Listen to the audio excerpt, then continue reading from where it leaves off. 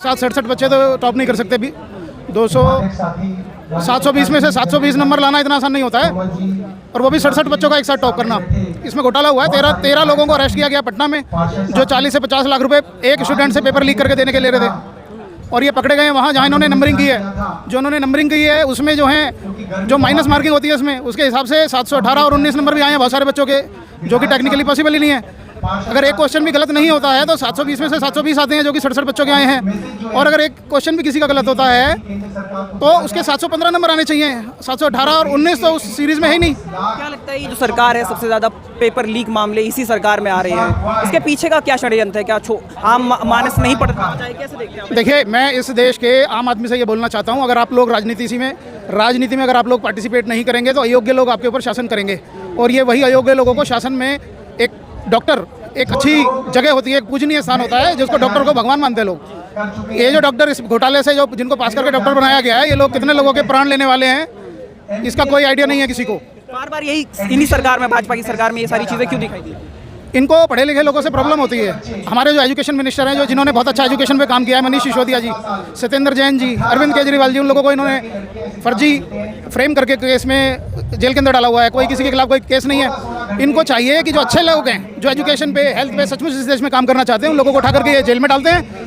और जो धर्मेंद्र प्रधान जी जैसे एजुकेशन मिनिस्टर हैं, जो रात दिन अपने प्रोफाइल के ऊपर मोदी जी ने ये किया, मोदी जी ने वो किया, ये चलाते हैं, इन लोगों को ये एजुकेशन मिनिस्टर बना के इन लोगों ने रखा हुआ है। तो ये घोटाले तो होने ही है। अगर यही रिजल्ट दूसरे तीसरे चरण में आता तो मोदी जी बच पाते क्या? बिल्कुल नहीं। जिस दिन चुनाव हुए हैं 4 जून को, उसी दिन इन्होंने ये रिजल्ट को घोषित कर दिया है। काफ़ी लोगों ने इस घोटाले को पकड़ लिया था। हमारे जो स्टूडेंट्स हैं वो बहुत इंटेलिजेंट हैं। इस घोटाले को पकड़ने के लिए किसी एजेंसी को लिए नहीं लगाया गया है, स्टूडेंट्स ने ही पकड़ लिया। इनकी जो मार्किंग का पैटर्न है, उस मार्किंग के पैटर्न को इन्होंने पकड़ा, और उससे वहाँ से इन्होंने पकड़ा कि घोटाला है। 1500 स्टूडेंट जो है कोर्ट पहुँच गए हैं। उससे पहले इन्होंने 4 जून को रिजल्ट को घोषित कर दिया, जिस समय पूरा देश चुनाव के रिजल्ट को देखने में लगा हुआ था। ये देश के साथ में सरासर धोखा है, और उन माँ बाप के साथ में सरासर धोखा है, जिन्होंने अपनी मेहनत की कमाई अपने पेट को काट काट के अपने बच्चों को पढ़ाया है। मोदी जी इटली निकल गए, इधर बच्चे प्रदर्शन करते रहे। कैसे देखते हैं? राजा कैसा है? देखिए, राजा तो जो है, राजा तो राजा ही है। इटली चले गए, वैसे कोई काम नहीं, इधर बच्चे प्रदर्शन कर रहे थे। उनको इस देश की समस्याओं से कोई मतलब नहीं है। उनको अपने सूट बदलने से, अपनी इमेज बिल्डिंग करने से, अपनी पीआर बढ़ाने से अलावा कोई फुर्सत नहीं है, और इनके मंत्रियों को भी कोई फुर्सत नहीं है उनकी प्रशंसा करने से। इस देश को कौन संभालेगा? मैं तो भाजपा के कार्यकर्ताओं से भी रिक्वेस्ट करता हूँ कि ये देश तुम्हारा भी है। कहीं ऐसा ना हो एक दिन तुम्हारे भी काम ना होने बंद हो जाएं। ये देश तुम्हारा भी उतना है जितना एक भारतीय का है। इसको वापस जो है गुलामी की ओर ले जा रहे हैं आप लोग आवाज़ उठाना सीखिए, आप लोग आवाज़ उठाइए।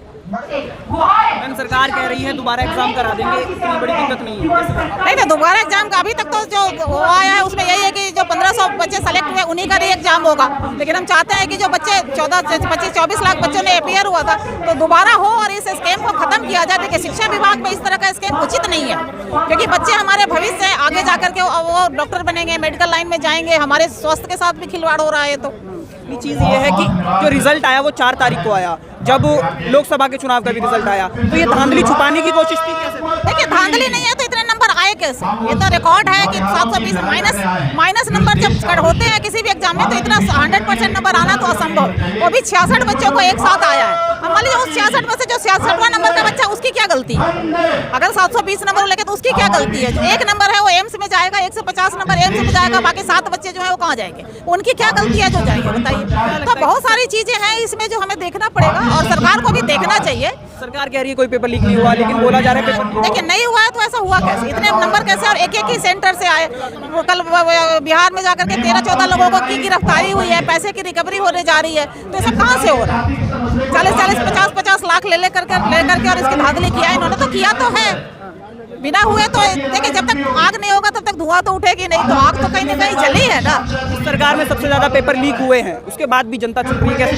जनता चुप कहाँ है? जनता तो अपने तरफ से कोशिश करती ही है कि हम आगे इसको खत्म किया जाए, लेकिन अब हम लोग लगे हुए हैं। देखिए, सरकार को माननी चाहिए हमारी बात, और दोबारा री एग्जाम करवाना चाहिए उन्हें। अगर यही रिजल्ट चुनाव से पहले आता तो मोदी सरकार ऐसी रहती? कभी भी आता तो यही होता, क्योंकि स्कीम है तो है।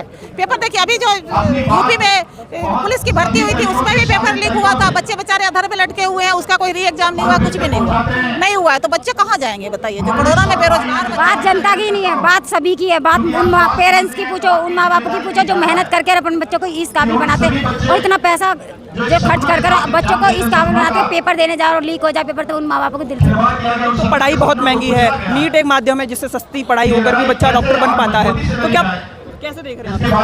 बड़े लोग ही पढ़ पाएंगे? बड़े लोग नहीं, हम सोचते हैं सभी लोग पढ़ पाए और सभी के लिए समान हो ये पढ़ाई, और इनके साथ विवाद हो रहा है, बहुत खिलवाड़ हो रहा है, ये सब होना नहीं चाहिए। हम मोदी सरकार से यही रिक्वेस्ट करते हैं। कैसे देखते हैं सरकार? देखिए ऐसा है कि देखिए गरीबों का क्या कसूर है, आप बताइए, जो गरीब तेज बच्चे हैं उनका क्या कसूर है, जो साधारण माँ बाप है अगर वो सपने देखते हैं तो उनका क्या कसूर है। आप अगर धनी हैं, पैसे वाले हैं, तो आप पेपर लिख करके और एग्जाम दे करके पास कर जाते हैं, डॉक्टर बन जाते हैं, लेकिन वो जो रिक्शा वाला है या जो एक साधारण वर्किंग है या जो साधारण नौकरी करने वाला, उनके बच्चों की क्या कसूर है, आप बताइए।